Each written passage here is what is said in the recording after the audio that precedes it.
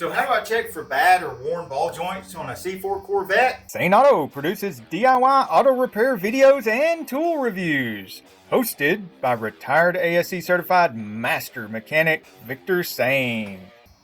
Well, first I jack it up properly, which involves loosening the target top, unlatching the doors. They don't have to be all the way open, but they do have to be unlatched.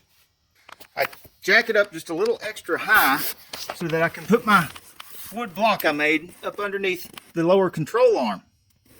And then I lower it down to where the lower control arm weight is on that wooden block. But I still don't take the jack out because that block could flip over in the car fall. Next, I firmly grab the wheel and tire at the top and the very bottom, 12 and the 6 o'clock position. And I want to yank out at the bottom. Oh yeah, see that slack right there? That's a worn ball joint on the bottom. I want to do the same thing with the top.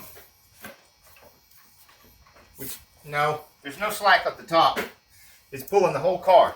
But at the bottom, see, I don't even have to pull it hard, and you can see that. Now look at it from underneath the car. Can you see that while I'm moving it with the camera under the car?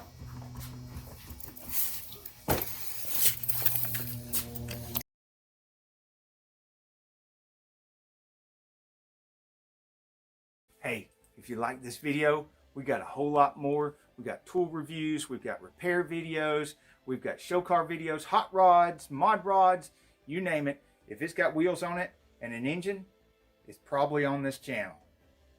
So subscribe, like, and binge watch Saneauto. Binge watch Saneauto.